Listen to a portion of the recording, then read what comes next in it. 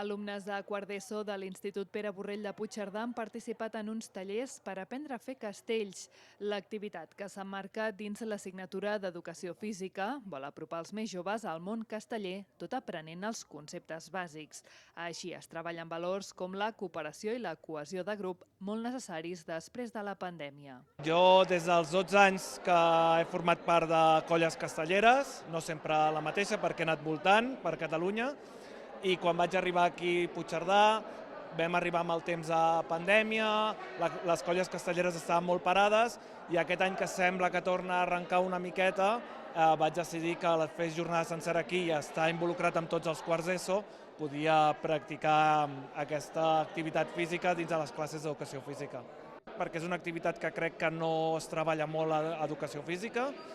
Després fer petites formacions, fer pilar, fer 2, fer 3, fer 4, fer 5 i acabar fent una petita prova on tota la classe m'havien de fer una construcció per valorar la feina que havíem anat treballant.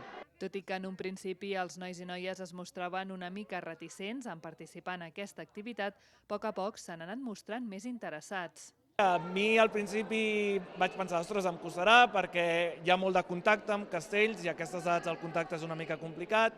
També treure sabates, mitjons, és una cosa que els costa una miqueta, però la resposta va ser molt bona des de la primera sessió. Vaig veure que s'engrescaven, sobretot la motivació de cada cop anar a més i intentar que les construccions fossin més grans i vam acabar fent coses que jo no m'esperava. Els alumnes han fet un total de 7 sessions i en aquesta darrera hi han participat alguns membres de la colla castellera de Cerdanya. Des de l'agrupació també consideren que és un moment vital per reforçar el treball en equip. A més, amb aquesta activitat també busquen sumar nous membres. Poder venir a un institut amb les sinergies d'un professor i poder treballar valors com el compromís, la solidaritat, l'altruisme, la feina en equip, és molt bàsic. I també no ens enganyarem perquè amb la pandèmia hem perdut molta gent i també estem buscant joves nous que vinguin a la colla.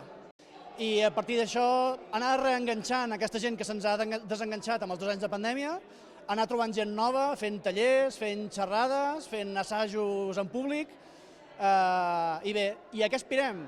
A recuperar el que teníem, a recuperar els castells de la gamma de 6, que és el que teníem, tornar a fer-los, tornar a poder fer pinyes i en resum això, tornar a ser feliços tots junts una altra vegada després d'aquesta pandèmia.